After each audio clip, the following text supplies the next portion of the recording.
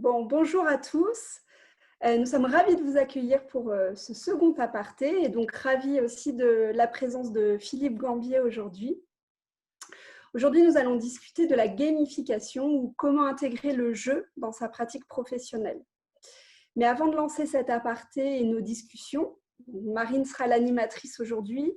Je vais vous présenter rapidement l'étape et sa genèse.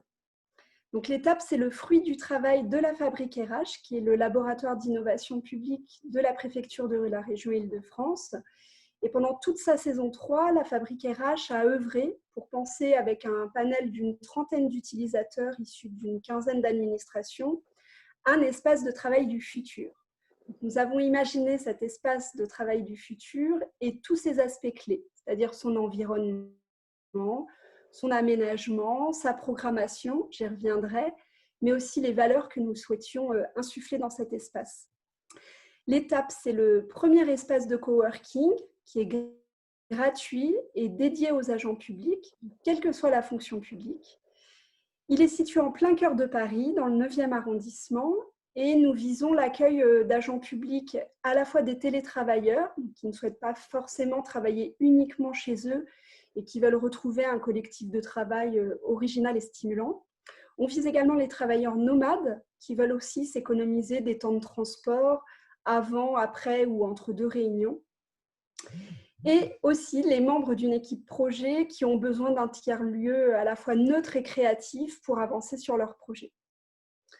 Donc l'étape au-delà d'un lieu physique, c'est aussi un tiers-lieu avec une ambition forte. On a l'ambition d'initier, de faciliter de nouveaux modes de travail dans un contexte aussi qui exige plus de prise d'initiative, de collaboration et d'agilité. Donc, l'étape vous proposera une programmation variée autour d'ateliers thématiques, de formations, de retours d'expérience et tout simplement d'échanges. Le contexte sanitaire actuel a malheureusement reporté son ouverture, mais à la Fabrique RH, on sait s'adapter et faire preuve d'ingéniosité. Donc, jusqu'à l'été, on vous invite à découvrir à distance un aperçu de sa programmation et via ses apartés. Donc, tous les vendredis à 11h, l'étape vous propose son aparté. Donc, il s'agit d'une conversation d'1 heure avec un expert sur une thématique relative aux nouveaux modes de travail. Donc, nous avons souhaité ce format intimiste pour garantir aussi une qualité d'échange libre et sincère. Donc, n'hésitez pas à intervenir. On n'est pas dans une conférence descendante, on est vraiment dans un échange libre et un format de discussion. Je vais laisser la parole à Marine, notre animatrice, et je vous souhaite à tous un bon aparté. Merci Lucie, bonjour à tous et à toutes. Ravie de vous retrouver aujourd'hui pour cet aparté. Donc, je m'appelle Marine Beck et je travaille au sein de la mission Innovation et Réforme de l'État. Dans l'équipe de Lucie, j'anime notamment la Fabrique RH. Et en fait, quand on a commencé à réfléchir un peu à la programmation de l'étape et quand on réfléchit au nouveau mode de travail, il y a vraiment un thème qui nous semblait assez indispensable, c'est celui du jeu.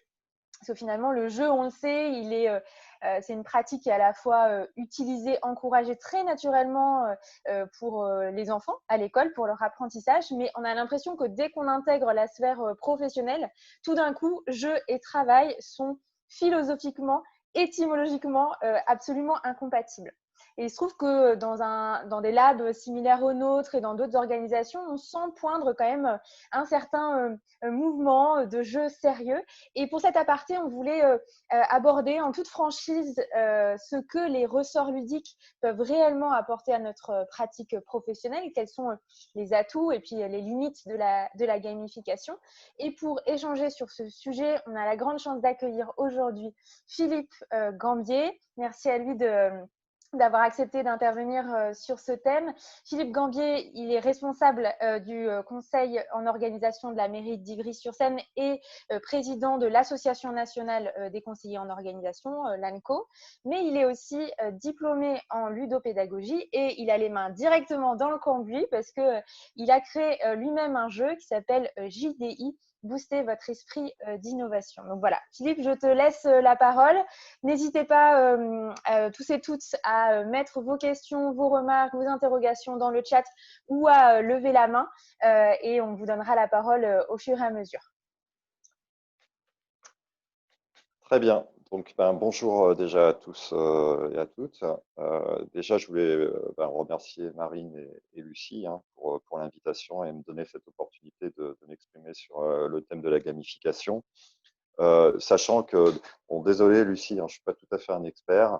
Je me considère plus comme quelqu'un qui s'est engagé relativement récemment, d'ailleurs, puisque je vais dire que réellement, mon parcours avec un intérêt croissant pour la question du jeu, je le situerai autour de 2016, et que progressivement, voilà, j'ai pu euh, apprendre un certain nombre de choses et expérimenter aussi des dispositifs gamifiés. Et c'est un petit peu ça que j'aimerais partager avec vous aujourd'hui. Et donc, dans un premier temps, vous apporter un certain nombre de repères théoriques, de connaissances, parce qu'on entend beaucoup de choses sur la question des jeux et de la gamification, sans trop savoir déjà de quoi on parle. Et donc, c'est important de fixer des idées de ce point de vue-là. C'est aussi important de vous donner des exemples concrets qui illustrent ces propos théoriques et puis de vous faire partager un certain nombre d'enseignements, d'axes de réflexion. En fin de présentation, vous avez un certain nombre de ressources, de liens, voilà, des choses que moi j'aurais voulu avoir peut-être quand je me suis lancé dans cette aventure. Et donc voilà, c'est des ressources, c'est une sélection de ressources qui, je pense, vous seront utiles si vous décidez d'aller plus loin, comme j'ai pu le faire en ce qui me concerne. Donc, mais avant, on a souhaité avec Marine et Lucie vous soumettre un petit sondage au moment d'inscription. C'était surtout pour vous inviter déjà à vous mettre un petit peu dans une dynamique par rapport au sujet. Donc, la première question, à savoir si vous êtes plutôt joueur dans la vie ou joueuse, c'est une question qui paraît simple comme ça, mais qui n'est pas si facile que ça au final. Euh, donc là, on voit que vous avez majoritairement répondu que vous étiez plutôt joueur ou joueuse. Maintenant, ce qu'il y a derrière, c'est aussi se dire est-ce qu'on a besoin finalement d'être féru de jeu pour gamifier sa pratique. Donc, on verra la réponse au fil de la présentation.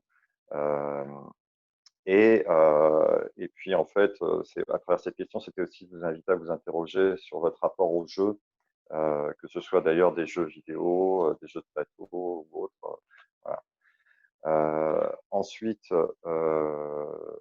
bon, manifestement, vous êtes plus ou moins convaincus qu'on peut agir de manière réelle, en tous les cas, par le jeu dans la vie, que ce soit dans la vie professionnelle ou autre.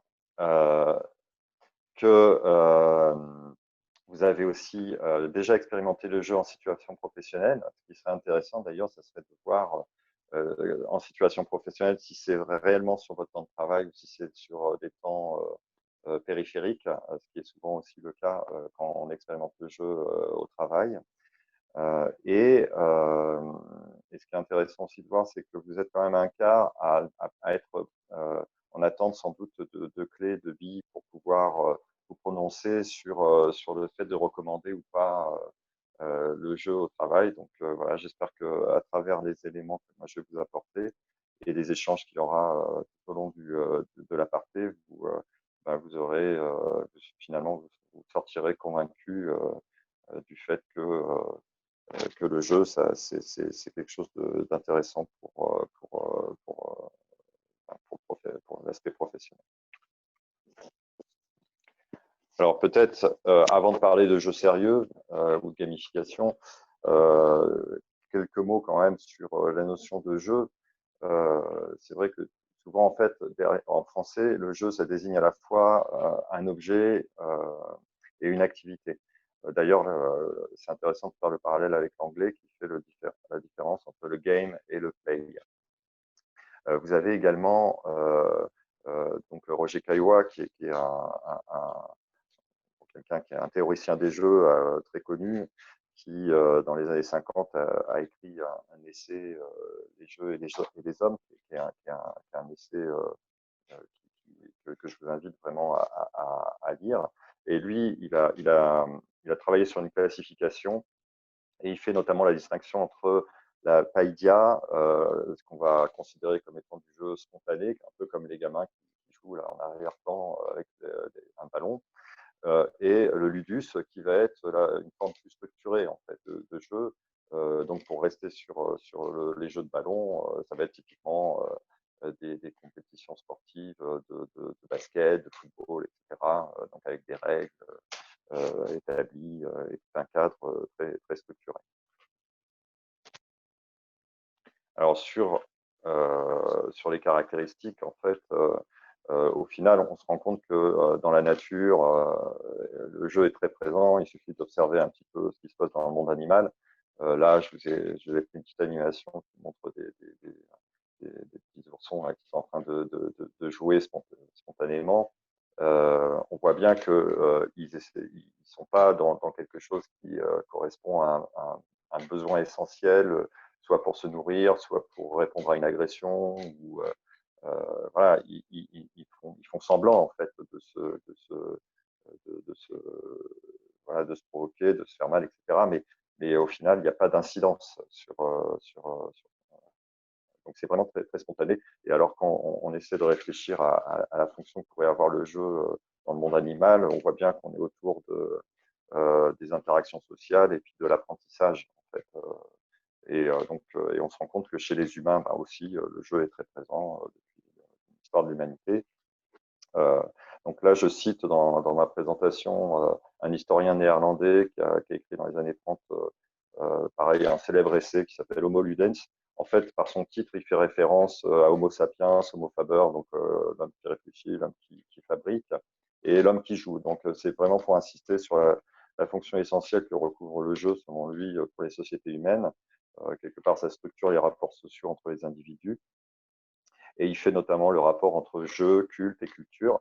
Si je prends l'exemple des cérémonies religieuses, en fait, on pourrait rapprocher les cérémonies religieuses de la classification de Caillois, où il parle de simulacre, donc avec un rituel, des costumes, des règles, etc. Et donc voilà, il fait le parallèle pour montrer que le jeu finalement est très très présent dans notre société. Et il va introduire une autre notion importante dans cet ouvrage, qui est la notion de cercle magique, qui dit qu'en gros, ben voilà, le jeu c'est finalement un espace de liberté qui va avec une action qui va se situer en dehors de la vie courante. Donc, la notion de cercle magique est souvent reprise en fait quand on parle du jeu. Donc, d'après Caillois, le jeu, donc il nous donne une définition assez concise et finalement qui est très intéressante, puisque sur la base de cette définition, on va pouvoir après rebondir et tirer le fil pour justement examiner la notion de jeu sérieux. Donc, une activité libre, séparée, donc avec des limites spatio-temporelles, incertaines, dont on ne connaît pas forcément l'issue, typiquement les jeux de hasard par exemple, improductive. Donc ça c'est intéressant aussi pour la notion de jeu sérieux, réglé, donc avec des règles, et fictive. Donc ça renvoie aussi au cercle magique. Au final, le jeu, c'est des conceptions du jeu qui présentent une activité, ce qu'on appelle autotélique, c'est-à-dire on joue pour jouer, quoi, en fait. Il n'y a pas d'autre objectif. Et ce qui nous amène au jeu sérieux, ou serious game d'ailleurs. Déjà, rien que la notion de sérieux, elle peut être en fait, il peut y avoir plusieurs interprétations derrière. Donc déjà, la notion de sérieux s'oppose à l'amusement, hein, d'une certaine manière, puisque si on reprend la définition du Larousse, c'est qui ne peut prêter, ou du petit Robert, qui ne peut prêter à rire. Ça peut être jeu sérieux, ça pourrait être aussi une manière de dire qu'on joue avec sérieux, avec réflexion et application. Souvent, on va dire que on va entendre que jeu sérieux, en fait, finalement, c'est un oxymore, puisque en fait, à la base, le jeu, si on reprend les définitions de Kaiwa ou Nsiga, c'est quelque chose de frivole, c'est pour se divertir. Donc, Gilles Brougère, qui est quelqu'un qui est un spécialiste de la ludopédagogie et qui s'est beaucoup intéressé à tout ce qui est des jeux éducatifs, dit que même dans le cadre des jeux éducatifs, finalement, on se rend compte que la finalité première de l'activité, ce ce n'est pas l'apprentissage. Du point de vue, en tous les cas, si on se place du point de vue de l'enfant. Un gamin qui va jouer un jeu éducatif, avant tout, il va jouer.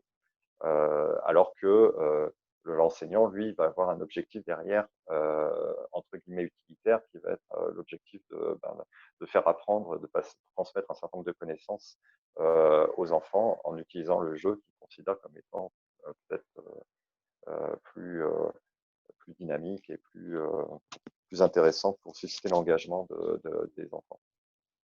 Et cela nous amène alors aussi à la notion de serious game. Pourquoi parlons de serious game au lieu de jeu sérieux? Est-ce que c'est juste une coquetterie ou est-ce qu'il y a une vraie raison à ça? Eh bien, la raison, elle est simple. C'est en fait, elle fait référence à l'essor de ce qu'on appelle les vidéos serious games depuis les années 2000. Et dans l'univers des jeux vidéo, en fait, l'anglais, c'est vraiment la langue universelle. Donc, après, entre jeux sérieux et serious game, moi personnellement, j'aurais plutôt tendance à parler de jeux sérieux, déjà parce que dans un contexte d'administration, par exemple, et compte tenu de l'aspect culturel, on a quand même pas mal de difficultés avec les anglicismes, donc ça passe mieux jeux sérieux en général. Après, comme on a vu tout à l'heure que les Anglais font la différence entre le game et le play, en français, jeu sérieux, ça englobe la notion de jeu, elle englobe les deux. Donc, je trouve que c'est plus pertinent d'utiliser la notion de jeu sérieux, mais ça, c'est mon point de vue. Alors, pour revenir sur les vidéos serious game, donc, il y a alors un célèbre jeu vidéo qui s'appelle America's Army, qui a été édité en 2002 et qui est en fait un jeu de tir à la première personne qui a remporté un grand succès et qui a donc contribué à améliorer l'image de marque de l'armée américaine et qui a eu un effet positif sur ses recrutements. Donc là, on est typiquement dans cet objectif de créer un jeu pour une fin autre que le simple divertissement. Mais vous pouvez englober dans les vidéos serious games tous les jeux vidéo éducatifs type Minecraft ou la version éducative d'Assassin's Creed. Enfin, voilà. Donc voilà, pour bien comprendre pourquoi on parle des fois de serious game, sachant que la notion de serious game, même si elle fait référence aux vidéos serious game, elle concerne maintenant indifféremment des jeux vidéo ou des jeux tangibles. Alors, quelques définitions. J'espère que je suis dans le bon timing. Marina, n'hésite pas à me couper hein, s'il y a besoin. Donc là, voilà, les définitions qui vous donneront des points de repère utiles, je pense, pour le sujet. Donc, de manière simple, là, je fais référence à un MOOC enseigné avec les serious games. Vous avez le lien dedans, sur le support. En gros, c'est tout jeu dont la finalité première est autre que le simple divertissement. Et donc, ça veut dire qu'à la fonction de divertissement et d'amusement, on va associer une fonction utilitaire au sens une fonction productive. La notion de gamification, on entend aussi parler de ludification. C'est le fait d'introduire des mécanismes, des ressorts ludiques dans une activité qui a priori ne l'est pas. Je vais revenir après sur des exemples concrets pour vous illustrer ça. Parfois, vous entendrez aussi parler de serious gaming. Le serious gaming, c'est en fait, c'est prendre un jeu, qu'il soit un jeu de société ou un jeu vidéo, qui à la base n'a pas été pensé dans un objectif utilitaire, mais simplement pour sa fonction de divertissement. Et on va le détourner dans une séquence ludopédagogique, par exemple, avec un objectif derrière donc sérieux et utilitaire. Donc tout à l'heure j'ai cité Assassin's Creed qui est à la base un jeu vidéo pensé pour le divertissement et ils en ont fait à la base il a été détourné par des profs d'histoire pour justement sensibiliser leurs élèves à l'histoire et à tel point c'est que par la suite l'éditeur Ubisoft a développé une version éducative du jeu. Et enfin, la ludopédagogie, c'est la méthode d'apprentissage par le jeu. Sur la gamification, des fois, vous entendrez parler de gamification implicite, explicite, comme j'ai pu l'entendre récemment. Donc, en fait, alors ça, c'est mon interprétation, mais je pense qu'honnêtement, c'est la bonne. C'est qu'à la base, faut voir la gamification comme un processus. C'est-à-dire que si vous introduisez juste quelques ressorts ludiques dans une activité, dans un dispositif, par exemple, je pense à des nudges, des choses comme ça. Donc les nudges, vous savez, c'est dans l'espace public des dispositifs qui incitent les gens à avoir des comportements positifs, en fait, comme des poubelles ou qui vont être un peu sympas, un peu ludiques, et du coup les gens ils vont être incités à jeter correctement ou à faire le tri correctement. Euh, et vous avez, si vous allez au bout du processus de manière très aboutie, vous allez avoir un jeu sérieux. Donc en fait, pour moi, c'est comme ça qu'on peut voir. Et donc c'est pour ça que certains vont parler de implicite. C'est que à la base, c'est pas du jeu, on utilise juste des mécanismes de jeu pour favoriser l'engagement. Et explicite, c'est un jeu sérieux en fait. Voilà, pour vous situer.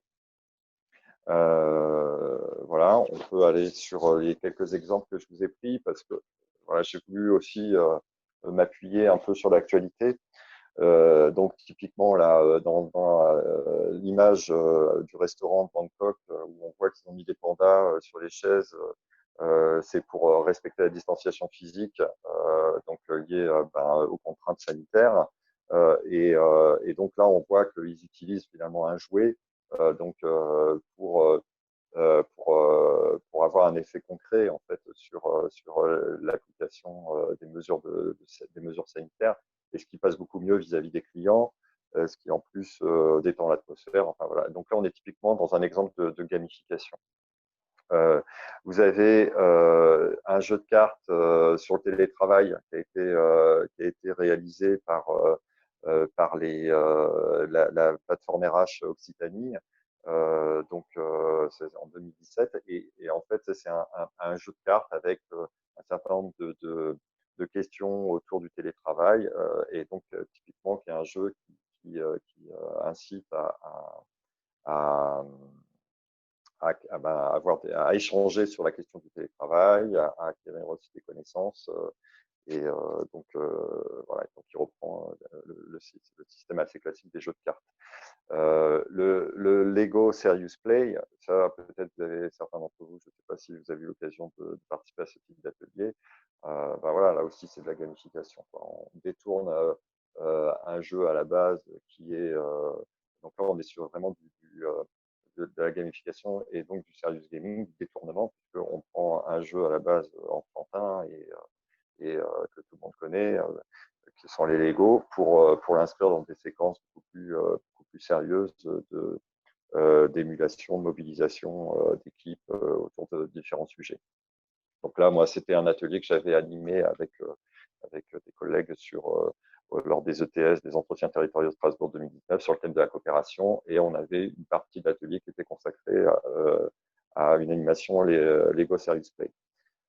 J'ai pris un autre exemple qui est Foldit, qui est là pour le coup un jeu vidéo en ligne qui existe toujours, qui a été développé par l'Université de Washington. Et là, ce qui est intéressant, c'est que c'est vraiment un exemple de jeu à fort impact, puisque en fait, c'est un jeu qui consiste comment dire, à résoudre des puzzles pour résoudre des combinaisons de protéines. En fait, c'est des vrais problèmes que se posent des scientifiques autour de combinaisons de protéines qu'il faut reconstituer. Donc, comme ils n'arrivaient pas par le système classique à avancer sur ces recherches, mais ça faisait des années en fait ils étaient bloqués et que même les algorithmes ne permettaient pas de trouver les solutions, ils ont eu l'idée de développer ce jeu et en faisant appel à une communauté, d'abord à la base, une communauté scientifique, et puis après en élargissant le cercle.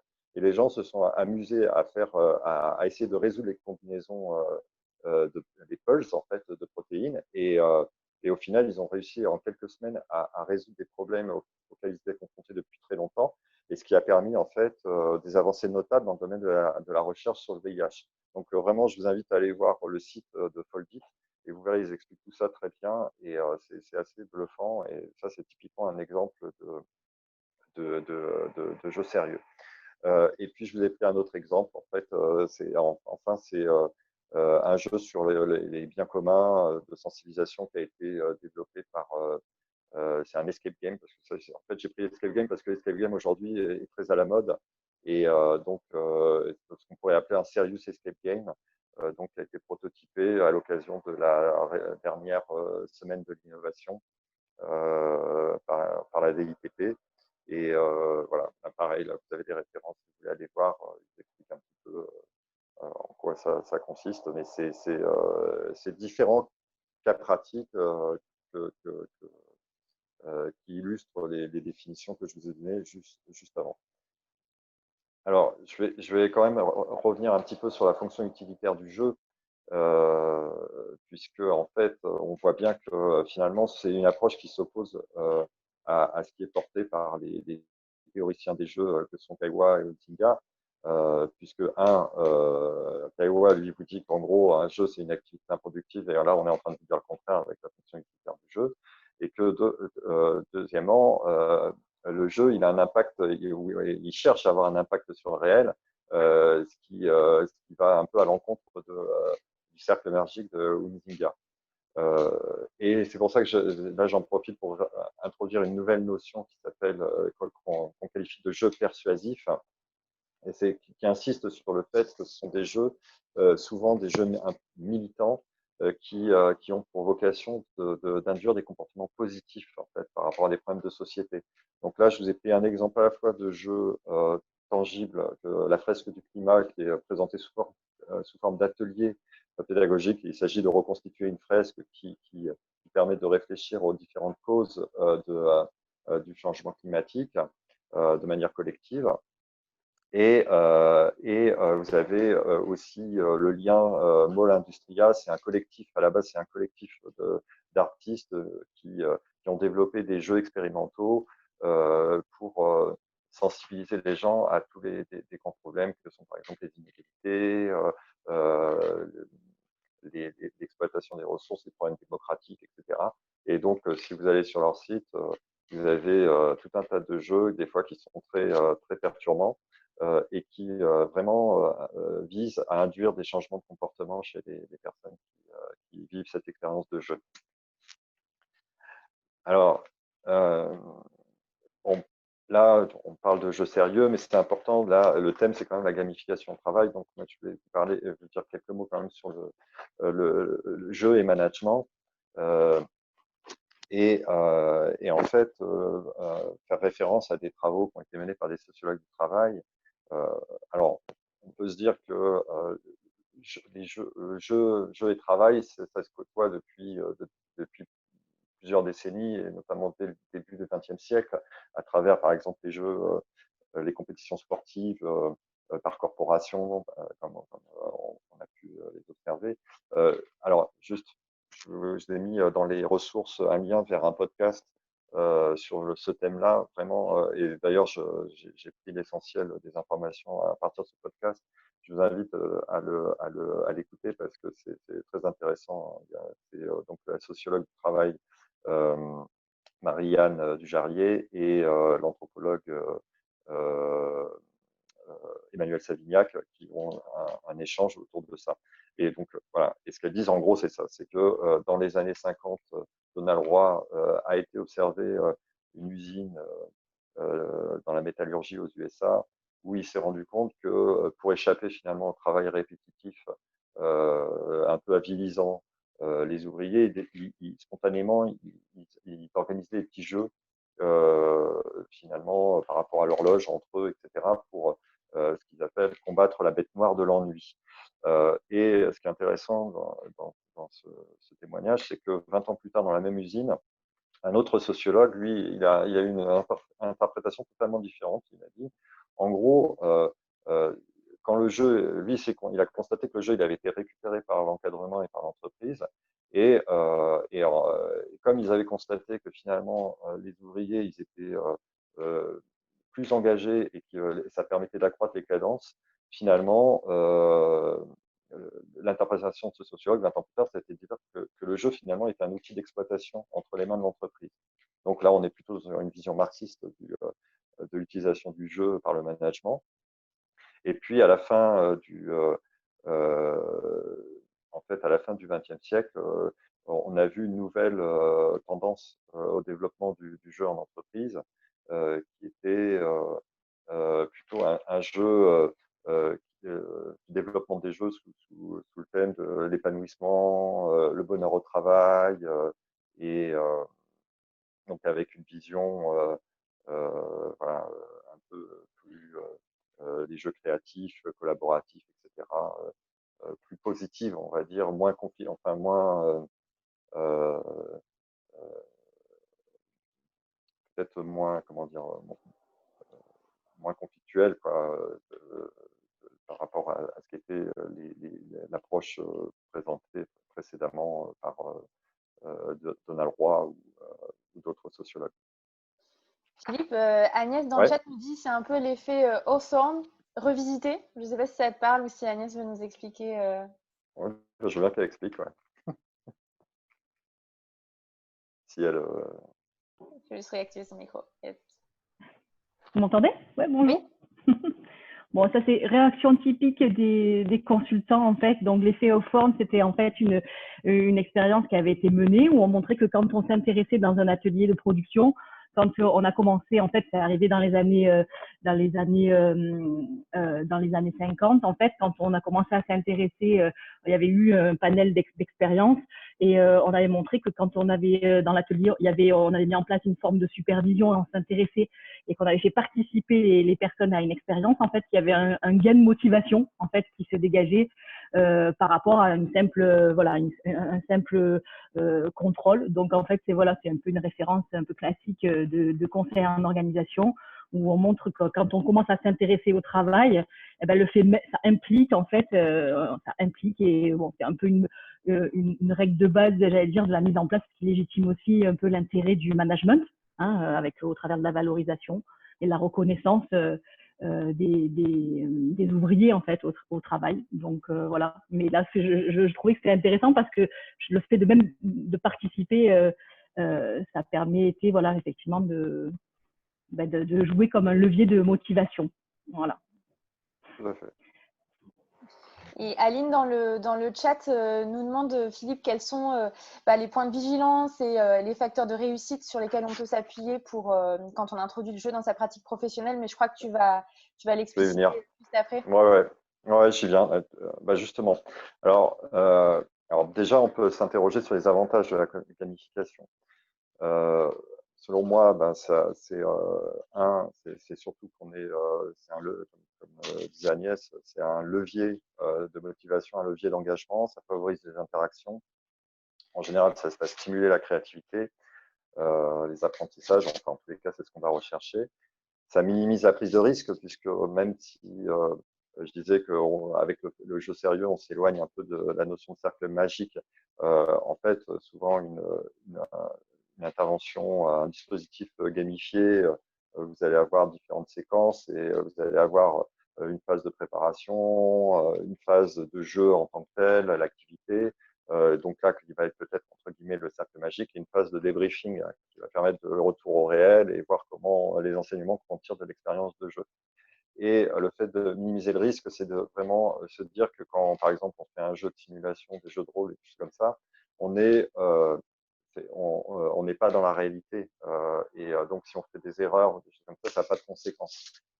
Après, il faut analyser derrière pour justement que ça soit intéressant et qu'on s'assure effectivement que ça n'a pas d'incidence, puisque finalement, quand on joue, on est quand même sous le regard d'autrui. Souvent, on joue pas. Enfin, on peut jouer seul, mais dans le cadre professionnel, on va souvent être en interaction avec les autres, donc on va être sous le regard d'autrui. Et ce qui fait dire, d'ailleurs, c'est ce que je mets un petit peu dans les points de vigilance, à Lydia Martin, c'est un bouquin, donc elle a écrit un bouquin récemment, là, je vous l'ai mis en référence, c'est que le jeu dévoilerait-il un jeu On peut se dire que oui, effectivement, c'est le cas. Et c'est tout l'intérêt aussi d'introduire du débriefing pour justement reparler des émotions qu'on a eues à travers la séquence de jeu et analyser un peu tout ce qui s'est fait, tout ce qui s'est dit. Quoi qu'il en soit, en tous les cas, c'est vrai qu'on minimise la prise de risque. Et globalement, on peut appliquer le jeu un peu à tous les domaines. Dans les points de vigilance, c'est évidemment d'intégrer quand même les résistances culturelles, parce que c'est lié au pays, c'est lié aux organisations dans lesquelles on évolue. La culture start-up dans le secteur privé n'est pas forcément la même, dans la culture administrative plus bureaucratique. Le rapport, la notion de jeu, ça ne va pas être appréhendé de la même façon. Après, on est dans le cadre du jeu sérieux, on est rarement sur une activité volontaire, on est souvent sur une activité prescrite qui est imposée. Donc, tout le monde n'est pas forcément prêt à se prêter au jeu. Donc, il faut aussi intégrer ça et, et bien penser son dispositif au regard du fait que les personnes ne sont pas forcément volontaires. Il y a aussi la question effet de mode, ce que j'appelle tendance à la gadgetisation. C'est des critiques qu'on a souvent quand on parle de gamification et qui est réel. Dans certains cas, on est vraiment dans du gadget et dans de l'affichage pour donner un peu donner l'impression qu'on est une organisation extrêmement dans le coup, moderne, etc. Et au final, il n'y a pas, si on gratte, ça reste superficiel, il n'y a pas grand-chose derrière. On a exactement le même phénomène avec le développement durable et le greenwashing, par exemple.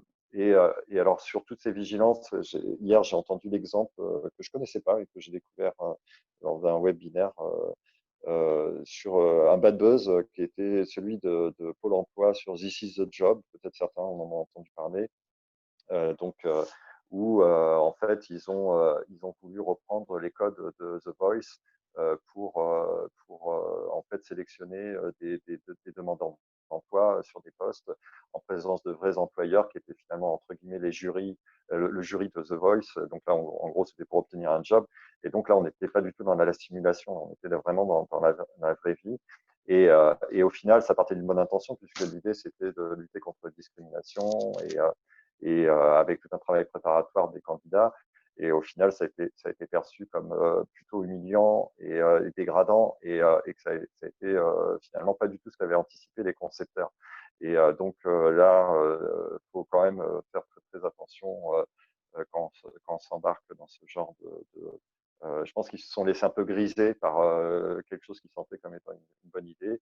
Et, et ça a été une expérience qui a dû leur servir de leçon, en fait, pour justement pas reproduire ce genre d'erreur, sachant que par ailleurs, j'imagine qu'ils utilisent le jeu dans d'autres occasions.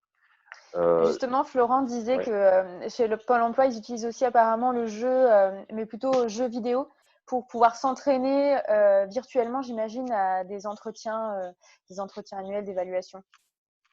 Oui, ça on voit aussi. Ça ressemble, c'est utilisé de plus en plus. Là, bientôt, je vais aller aussi en fait, à une présentation d'un projet avec la mairie de Paris là, où ils essaient de développer un jeu pour travailler sur la question du recrutement. Oui, il y a vraiment différentes applications. Après, pareil, il faut être un peu prudent sur sur ce genre de choses parce que à la base, c'est quand même pas la vocation première, la vocation première du jeu et quelque part, c'est pas forcément. Enfin, ça peut être il peut y avoir des maladresses, comme dans l'exemple que je prenais de Pôle emploi, mais ça peut être très utile quand même pour identifier, par exemple, je sais qu'il y en a qui travaillent beaucoup sur les soft skills comme ça, à travers le jeu, pour identifier chez des candidats des compétences qui sont de plus en plus recherchées, la créativité ou autre, et ils vont utiliser le jeu pour ça. Sur les conseils qui sont liés un petit peu dans la suite de ce que je viens de dire là, donc une série de conseils moi, que j'aurais tendance à transmettre, en tous les cas, liés à ma propre expérience. Déjà, à la base, toujours bien connaître son contexte, l'objectif et le public cible. En fait, est-ce qu'il y a une réelle plus-value à gamifier ma pratique donc, se poser cette question-là dès le départ. euh, euh, parce que en fait, c'est pas toujours qu'on a intérêt à le faire, quoi. Donc, c'est quelque chose qu'il faut bien analyser, le degré d'appétence du public cible au jeu, qui fait que vous allez pouvoir plus ou moins utiliser les leviers de la gamification, la façon de présenter les choses, si vous avez un environnement plus ou moins résistant. Dans certains cas, des fois, il convient de même pas parler de jeu, quoi, et de dire simplement, ben voilà, on va vous proposer une séquence, un atelier dans un cadre un peu innovant, et puis laisser aux personnes le soin de découvrir dans quel dispositif vous les amenez. Et puis après, ils ne sont pas censés savoir que vous avez utilisé plein de mécaniques de jeu, etc. Et ils le découvrent. Et puis, si l'expérience est positive, ils vont l'exprimer et vous aurez des résultats intéressants. Françoise, juste dans le chat, excuse-moi Philippe, mais Ouais. comme tu en parles, elle évoque aussi la nécessité d'avoir de la bienveillance et que finalement, pour qu'un jeu fonctionne bien, il faut d'abord qu'il parte sur des bases bienveillantes et que tous les participants soient dans cette philosophie-là. C'est quelque chose que tu partages? Ouais, complètement. C'est-à-dire que d'être dans le non-jugement, c'est essentiel pour que les personnes ils aient, parce qu'on recherche à travers le jeu aussi une forme de liberté, que les gens vraiment ils puissent s'engager, s'ils sentent que on va les juger derrière, et c'est aussi la difficulté en fait des jeux de recrutement par exemple ont été évoqués, c'est que la question de la bienveillance, elle est essentielle en fait pour que ça fonctionne.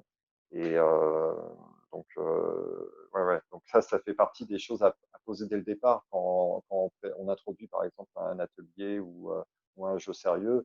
Cette notion a bien rappelé le contexte et les valeurs, donc de bienveillance,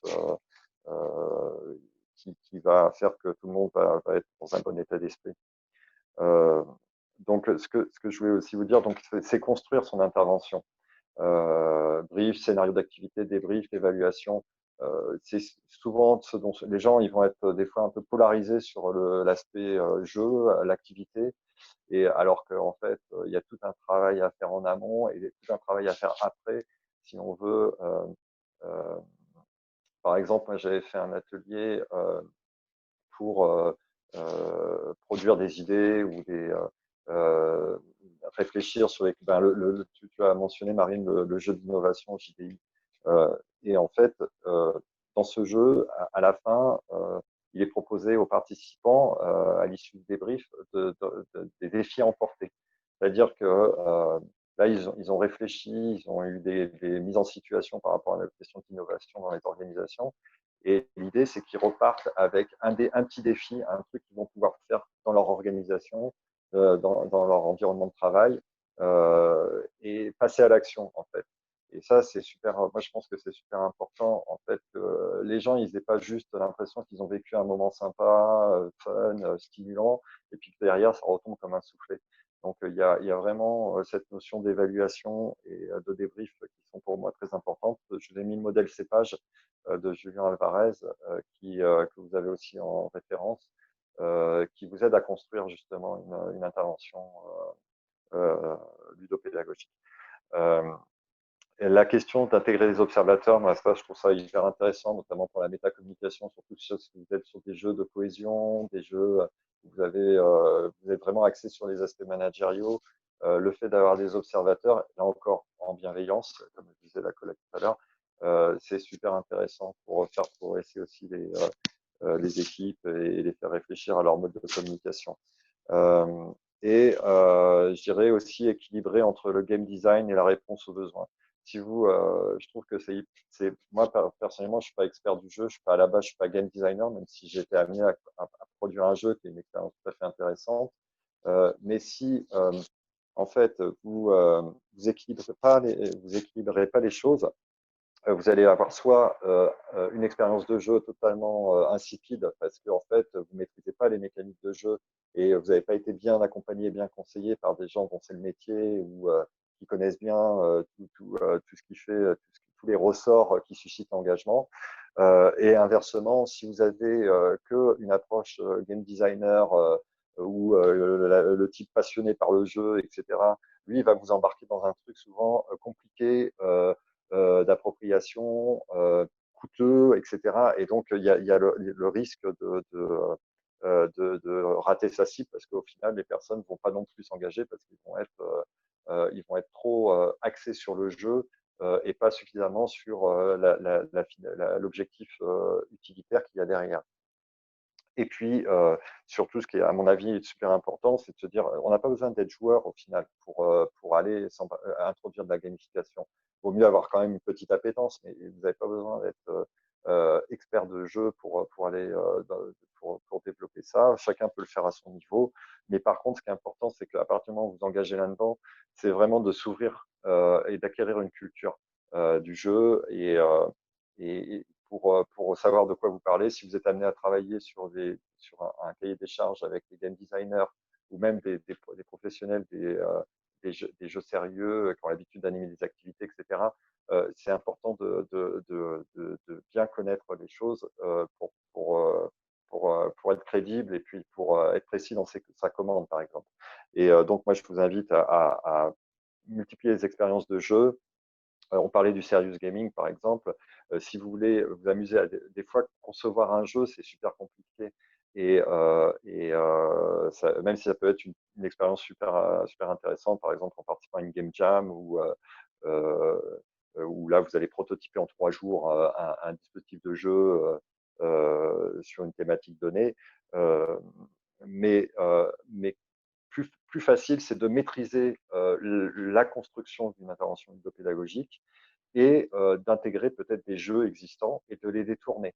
Par exemple, vous voulez faire démarrer un atelier par un brise-glace, vous pouvez aller récupérer des jeux de société, des petits jeux comme il y a un jeu que j'aime bien, c'est Hands Up par exemple, où c'est des petits jeux qui permettent en fait de connecter les gens entre eux, de créer une dynamique et voilà, vous n'avez pas besoin vous d'inventer quelque chose spécifique par rapport à ça. Voilà, se former, alors ça peut être en commençant par des webinaires ou des apartés comme là, ou des MOOC, il existe différentes choses. Vous avez, bon, moi j'ai suivi une formation, un diplôme interuniversitaire sur la ludopédagogie. Il y a plein d'occasions de le faire. Après, c'est aussi l'expérience d'aller dans un salon professionnel. Je trouve que ça, c'est super. La Paris Games Week, par exemple, c'est vraiment intéressant pour voilà, voir tout le microcosme qu'il y a autour, par exemple, des jeux vidéo. C'est vraiment intéressant. Mais vous avez des salons comme, par exemple, le salon des solutions RH. Où vous avez tout un volet sur les jeux sérieux. Ça peut être aussi très, très intéressant. Et puis, enfin, travailler en réseau. C'est-à-dire que si vous êtes seul à porter votre projet et votre envie d'aller vers du jeu, ça va être compliqué. Donc, utilisez les réseaux, mettez-vous en relation avec des plateformes, des personnes, enfin, des gens connus pour travailler sur le sujet, et vous verrez, ça vous fera vraiment gagner beaucoup de temps. Et voilà. Voilà à peu près ce que j'avais à vous dire. Merci beaucoup Philippe. Je pense que tu réponds à certaines questions qui étaient posées dans le chat là, notamment Valérie qui demandait justement s'il y avait des salons professionnels sur les jeux sérieux, mais tu en as cité quelques-uns. Agnès qui demandait quelle formation privilégiée, tu as cité la tienne, il y en a peut-être d'autres que tu conseilles Oui, alors après, vous pouvez, alors suivant, pour ce qui est de la territoriale, nous on a le CNFPT avec des modules ponctuels de 1 ou plusieurs jours qui permettent d'explorer différentes facettes des jeux. Mais vous avez récemment, moi j'avais suivi un MOOC de l'université de Rotterdam, par exemple, sur les jeux sérieux. En fait, il y a vraiment plein de possibilités. Hein, le DUE sur apprendre par le jeu du CRI, du Centre de recherche interdisciplinaire, c'est vraiment une très bonne formation. Bon, voilà, il y a vraiment ressources hein, sur le sujet. Je vous propose du coup qu'on passe à la partie un peu plus échange. On est déjà un peu tardif sur l'horaire, mais voilà, c'était aussi intéressant d'avoir les bases de ce que tu nous as expliqué, Philippe. Je trouve que c'était hyper éclairant et on sent que voilà, on peut se saisir des choses même avec voilà des jeux qui traînent dans notre salon. Donc c'est super intéressant. Il y a une question que je ne sais pas relayer qui était celle de Laurent dans le chat. Je ne sais pas si Laurent, tu veux la dire à l'oral en désactivant, en réactivant justement ton micro. Oui, bonjour Philippe et bonjour à tous. Bonjour. Oui, la question, c'est effectivement aussi sur les jeux, c'est la capacité effectivement des décideurs et puis des managers en fait de rentrer effectivement dans cette idée que le jeu peut être une aide. Et puis la question effectivement du jeu JEU qui reflète peut-être le jeu JE que tu citais, ça fait aussi penser à cette notion de perdre la main peut-être pour le manager. Et ça faisait écho pour moi aussi à la difficulté qu'on peut trouver pour passer dans des modes de management plus participatifs et par objectif qu'on observe dans pas mal de structures. Et du coup, de ton expérience des changements de posture que tu as pu voir lorsque tu fais passer les jeux, est-ce que ça peut, d'après toi, amener à être une forme d'accompagnement des managers justement pour changer de posture et être plus effectivement dans du participatif? Ah oui, complètement. En fait, comme je disais, il faut, moi j'ai utilisé le jeu dans deux contextes. Dans le contexte formation, donc à l'INET sur cycle management et DRH grande collectivité. Ça, c'est un registre particulier parce qu'en fait, c'est des gens qui viennent de différentes collectivités, donc ils n'ont pas d'enjeu les uns par rapport aux autres en général. Et donc, on peut s'autoriser, c'est plus facile en fait de leur faire vivre des expériences de jeu. Ce qui peut être un peu différent quand on est dans le cadre d'une organisation en tant que telle, avec un travail avec une équipe de managers. Donc, moi, de mon expérience, il faut bien connaître son contexte et voir si potentiellement il peut y avoir de fortes résistances et adapter le dispositif en fait. Pas, donc nous, on a fait par exemple sur ce qu'on appelle nous une espèce de conférence des cadres qui fédère à peu près 80 personnes, directeurs, responsables de service. On leur a fait vivre un World Café. En fait, c'est quelque chose qui, d'habitude, ces journées, ces séminaires étaient assez conventionnels avec des ateliers, des séances un peu descendantes où il y a un certain nombre d'informations qui leur sont apportées. Et là, donc on a travaillé sous un autre mode où justement on souhaitait les faire aussi réfléchir sur, c'était dans le cadre du projet d'administration, sur la vision qu'ils pouvaient avoir du management de demain et du bureau idéal, etc. Et on l'a fait sous forme de World Café pour donc avec un système tournant, avec un timer en extérieur en plus parce qu'il faisait beau, on avait pu installer tout le dispositif et finalement sans leur dire qu'on allait faire jouer parce que le World Café c'est quand même une forme assez gamifiée de table ronde avec pour susciter en fait la production d'idées.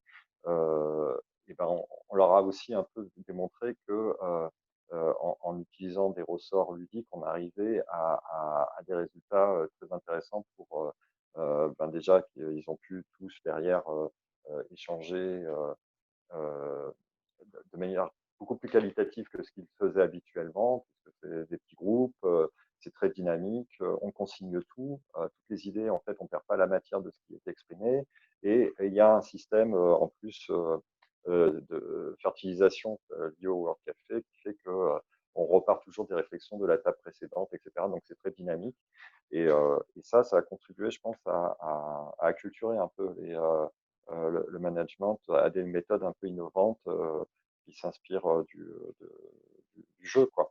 Donc après le labo dans lequel je travaille aujourd'hui à Ivry, un des temps qui a été à l'origine de la création de ce labo, enfin de la commande de créer ce lieu, ça a été le prototype de JDI, le jeu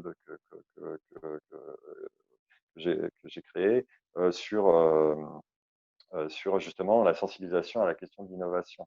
Et on a fait donc en DG sur le lieu qui préfigurait en fait le futur labo, un test de ce prototype avec des partenaires, des collègues de différents services.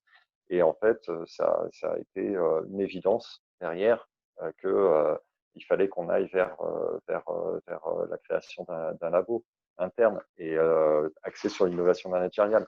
Donc voilà, donc là encore une fois, un jeu a permis a eu un rôle accélérateur. Et en fait, je pense que ce qui est important, c'est de pas toujours afficher les choses de manière un peu ostensible en disant voilà, on va innover par le jeu, machin, etc. Il faut petit à petit introduire des expériences de jeu qui sont adaptées au contexte et qui vont embarquer, suivant les besoins managériaux, les équipes et progressivement acculturer l'organisation.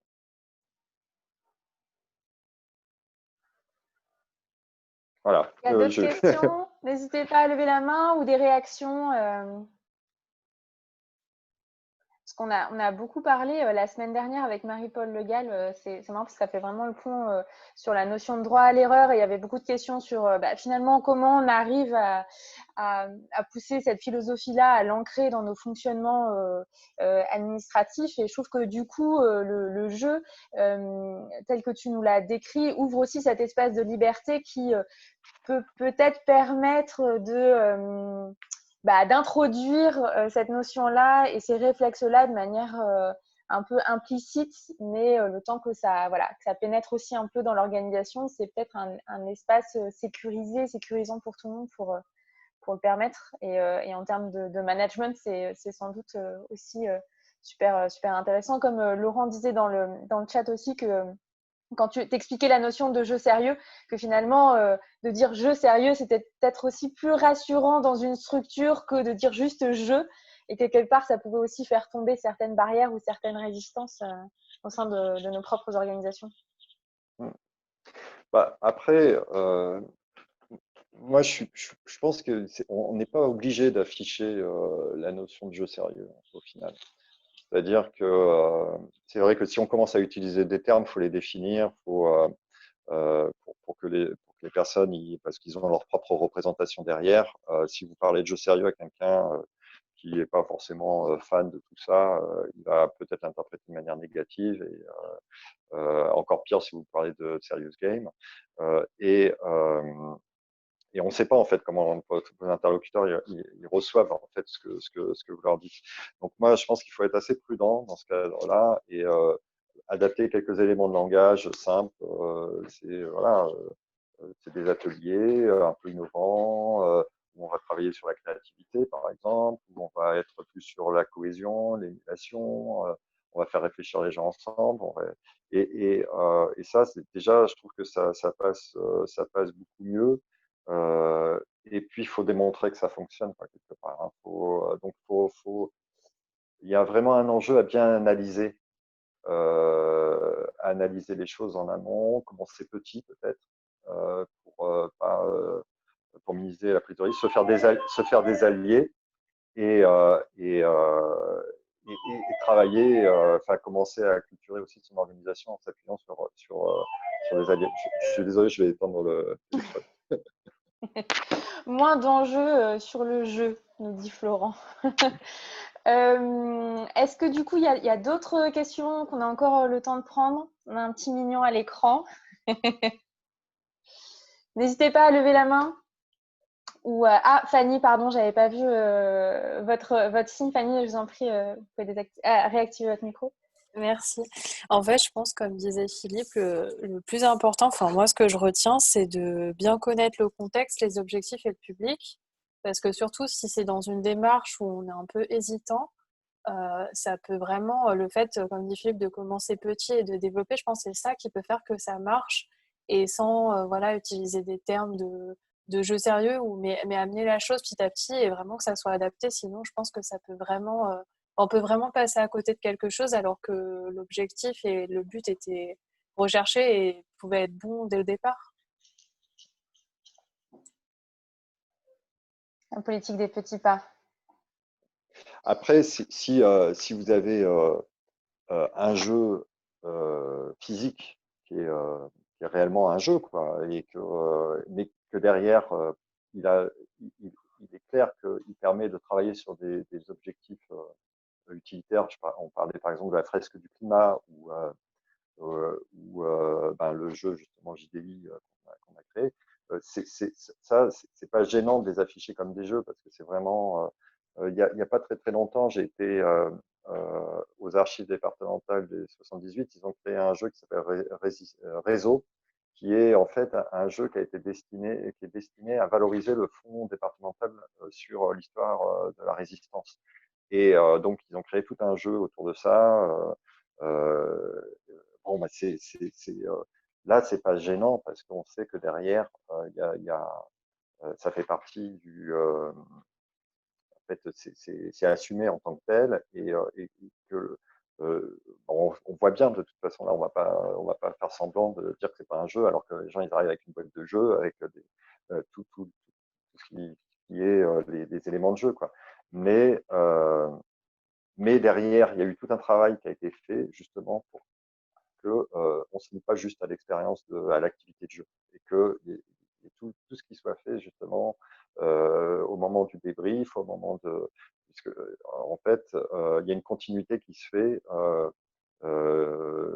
passer les 50 minutes ou l'heure de jeu.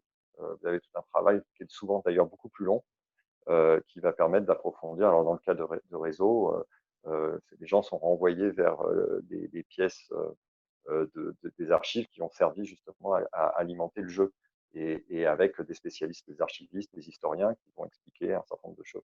Donc voilà, on peut non plus, il ne faut pas se cacher et se dire non, il ne faut surtout pas parler de jeu, etc. Puis après, ça dépend du contexte culturel. Pareil, hier, qui intervenait expliquait que, par exemple, en Chine, le rapport au jeu en entreprise, il est beaucoup plus extravagant que chez nous. Donc, ils font des choses apparemment complètement délirantes, quoi, et que chez nous ne serait pas du tout accepté, en fait. Parce que dans la culture française, on est plus, plus résistant par rapport à ça. Et donc, voilà, faut s'adapter à chaque fois. Et puis, et puis c'est beaucoup plus fin que juste par pays, hein, évidemment, après, par type d'organisation, ça dépend aussi des personnalités des cadres dirigeants, ça dépend de plein de choses en fait qui font que vous allez pouvoir ou non aller très loin sur la question de la gamification. Donc, Christelle nous confirme que c'est un super jeu, le jeu que tu évoques, Philippe, le jeu réseau. Il y avait encore une question d'Agnès qui a levé la main. Merci. Oui, j'avais une question. Alors, je partage. Bon, déjà, merci beaucoup pour cette intervention. C'est très, très riche. Merci pour le support parce que je pense qu'on va pouvoir s'acculturer sur beaucoup de choses. C'était vraiment très, très dense et très complet. Donc, vraiment, merci. Ça donne envie d'en savoir plus. Moi, je m'interrogeais, en fait, on sait que, alors moi, je suis en contexte de collectivité territoriale. C'est vrai je pense qu'il faut essentiellement bien connaître le contexte, le public, les objectifs, mais le contexte, il est quand même celui je pense notamment pour les décideurs, on est quand même sur ces réflexions liées à comment concilier la performance et la qualité de vie au travail. Et du coup, je me posais la question de savoir quelle place pouvait avoir le jeu sérieux. On voit bien les liens avec l'innovation publique, etc. Et je me posais la question de savoir s'il y avait peut-être aussi des travaux, des références, y compris universitaires, sur la mesure des impacts en fait de la gamification, etc., sur l'efficacité organisationnelle ou l'efficience. Et je sais que voilà, avec la crise qu'on a connue aussi, on entend beaucoup, on voit beaucoup de résurgence sur ces questions légitimes de comment on va faire, on va continuer à faire ou faire mieux avec moins. Hein, ça fait déjà, c'est pas très nouveau, mais il y a cette question-là des marges de manœuvre. Donc voilà, je voulais savoir s'il y avait quand même des références ou si c'est voilà, déjà construites sur l'impact positif en termes d'efficience ou d'efficacité organisationnelle par rapport au jeu sérieux. Alors je l'englobe global, je ne suis pas du coup spécialiste, mais je ne sais pas si ma question est claire. Ouais, si, si. Alors, sur la qualité de vie au travail, juste, il y a l'ANACT, je sais qu'il développe des jeux, justement pour parler à la fois de la qualité de vie au travail, du management. Donc, je pense qu'il faudrait regarder un petit peu du côté de l'ANACT ce qu'il propose. Euh, Après, il y a des travaux de recherche hein, qui sont menés, souvent d'ailleurs en accès libre. En fait, on peut retrouver sur il y a le site Ludoscience là, que j'ai cité qui centralise beaucoup d'informations. Euh, Pareil, enfin, vous verrez là dans les références, rien qu'en cliquant, vous allez retomber sur des choses qui analysent assez précisément toutes ces questions et qui te donneront des réponses, Agnès, en tous les cas, sur ces impacts. Après, je pense que c'est quand même un sujet aujourd'hui euh, qui a exploré, quoi, au final. Tu vas avoir beaucoup d'éléments dans le domaine éducatif, par exemple. Ça, c'est très fouillé. Tu vas avoir des aspects plus sociologiques sur la question de la gamification. Donc, des personnes des auteurs que j'avais cités tout à l'heure et que tu retrouves dans le podcast que j'ai mis en lien. Voilà, mais après, je pense qu'il y a aujourd'hui, moi, les papiers que je vois un petit peu dans la presse spécialisée sur le sujet, par exemple, dans l'aide du cadre, il y avait des interventions sur la gamification, mais qui étaient très euh, plutôt critiques, en fait, mais assez superficielles au final, parce qu'en fait, c'était une manière de critiquer le côté un peu gadget, effet de mode que j'ai montré tout à l'heure.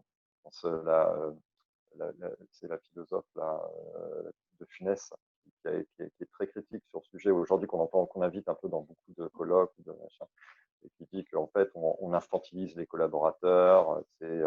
Voilà, mais ça va pas très très loin en termes d'analyse sur ce sujet précisément, parce que en fait ce que j'ai voulu aussi faire passer comme message, c'est que le jeu, si c'est pas un sujet, on peut s'y embarquer sans être expert. Si on veut vraiment s'interroger sur les impacts, etc., ça demande un travail scientifique. Moi, j'étais en contact avec un chercheur lui s'intéresse à tout le phénomène e-sport et notamment en quoi le sport électronique permet de travailler des sujets comme l'inclusion, prenons un exemple de compétition sportive où on mélange des jeunes et des vieux voilà, pour faire de l'intergénérationnel, mais aussi parce qu'en fait, avec l'e-sport, on peut travailler tout un tas de choses autour des exergames, par exemple, où on fait euh, dans les EHPAD, par exemple, on permet aux gens, avec des programmes de jeux vidéo, de faire des exercices particuliers, des fois de freiner des symptômes d'Alzheimer, etc. Et en fait, bon, lui, il fait tout un travail autour de ça, et je vois, c'est un vrai travail scientifique avec des protocoles, des machins. Et ça demande vraiment commencer à mesurer les impacts. Alors, on peut faire des systèmes de questionnaires qu'on appelle questionnaires pré-test, post-test, c'est-à-dire qu'avant une séquence ludopédagogique, vous définissez un certain nombre de questions qui vous permettent de voir sur quel sujet vous voulez agir par votre activité, et vous reposez exactement les mêmes questions à l'issue de l'expérience de jeu pour voir si ça a eu un impact ou pas sur les participants. Et ça, c'est des démarches scientifiques, en fait, et c'est super intéressant à faire. Donc, je pense qu'il faut développer une culture de l'évaluation, notamment sur la question de la gamification, parce que ça, c'est ce qui permettra aussi de gagner en crédibilité. Et en tant que personne qui est à l'origine de cette démarche, ça permet aussi d'être dans une démarche itérative dans certains cas, surtout quand on est sur des prototypes de dispositifs gamifiés ou de choses comme ça. Ça permet voilà, d'évaluer et d'améliorer en fait, d'améliorer les choses. D'ailleurs, il y en a qui font le parallèle entre la gamification et le design thinking dans certains cas. Je parlais des nudges tout à l'heure dans l'espace public, qui sont souvent gamifiés. Donc les nudges, je ne sais pas si tout le monde sait ce que c'est, mais c'est vraiment voilà, c'est des dispositifs comme ça qui sont souvent éphémères, pour inciter les gens à adopter des comportements positifs. Et, et donc, souvent, ils sont dans des processus typiquement design thinking, où et ben là, on est vraiment dans le côté aussi avec l'évaluation et le fait d'adapter le dispositif aux besoins et à l'impact qui est recherché. Je pense qu'il y a effectivement en plus plein de parallèles. Pendant toute ton intervention, j'y pensais beaucoup avec pas mal de mécanismes d'intelligence collective, en fait, où on essaye de rassembler des gens qui abandonnent une partie de leur posture ou de leur institution derrière eux pour venir sincèrement collaborer dans voilà, ce qu'on essaie de constituer comme une petite, alors je sais pas si c'est un cercle magique, mais en tout cas une petite bulle, avec cet enjeu aussi que une fois que cette bulle se termine, j'ai pas l'impression, voilà, de retourner dans des systèmes un peu plus gris. Donc je trouve qu'il y a vraiment plein de parallèles. C'est super intéressant. En fait, Marine, sur la posture, tu as par exemple un truc simple pour susciter le débat, qui est le débat mouvant, que sans doute certains ont expérimenté, qui s'appelle, ou alors on l'appelle des fois la rivière du doute. Bon, bref, c'est un jeu où vous avez des équipes qui vont débattre sur des affirmations clivantes. Et en fait, ça, c'est super intéressant parce que, par exemple, moi, je l'ai fait ça, hein. À la mairie d'Ivry, on sait conduire des projets dans la transversalité. Bon, par exemple, voilà, typiquement, ça peut être client. Et ce qui est intéressant, c'est en fait de dire le temps du débat, les gens sont pas obligés de dire ce qu'ils pensent. Et au contraire, ils peuvent jouer un rôle. C'est-à-dire que moi, je peux dire le temps du débat mouvant, je suis celui qui va être absolument extrême dans la position par rapport à l'affirmation. Et je le fais volontairement. Et en fait, le jeu en lui-même, il est là pour sortir des arguments pour et contre. Simplement pour qu'on puisse avoir le maximum d'arguments pour et contre. Parce que la règle, c'est justement, on ne redit pas une idée qui a été déjà dite auparavant. Et ça, c'est un jeu extrêmement dynamique. Et c'est aussi l'importance du rôle de l'animateur dans ce cas-là. C'est-à-dire que les gens peuvent être troublés, c'est-à-dire parce qu'ils peuvent ne pas comprendre qu'il y a une dimension jeu de rôle. Et se dire ah ouais, mais moi, si je dis tel argument, on va penser que je pense ça, et ça va. Et et au contraire, il faut insister sur le côté jeu de rôle, et que derrière, c'est simplement le jeu en lui-même, il sert la réflexion collective. Il permet et donc il faut sortir de sa posture.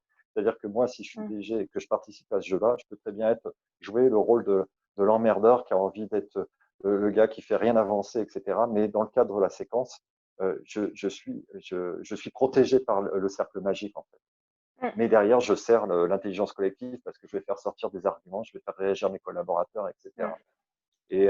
Mais ça aussi, ça suppose la bienveillance qui a été évoquée tout à l'heure. Bien sûr, ouais, sur les mêmes principes et principes de base. Écoute, merci beaucoup Philippe pour d'avoir partagé ton expérience et toutes tes connaissances. Merci à tous et toutes d'avoir été présents pour ce deuxième aparté sur la gamification. Pour vous dire juste un petit mot, pour vous dire que du coup, on vous enverra cet après-midi un petit questionnaire. Ça nous permet à nous de faire évoluer la programmation de l'étape, qu'elle soit à distance comme aujourd'hui ou à partir après l'été en présentiel. Vous dire aussi que les apartés se poursuivent et qu'on abordera la semaine prochaine, c'était évoqué par Valérie dans le chat, le co-développement. Donc, si vous vous intéressez à cette méthode, savoir comment on peut résoudre des problèmes entre pairs avec une méthode ultra efficace, n'hésitez pas à nous rejoindre et à vous inscrire. On lancera les inscriptions sur notre LinkedIn, le LinkedIn de la Fabrique RH cet après-midi. Voilà, vous souhaitez une très bonne fin de journée et en espérant vous revoir très vite. Merci à tous. Au revoir.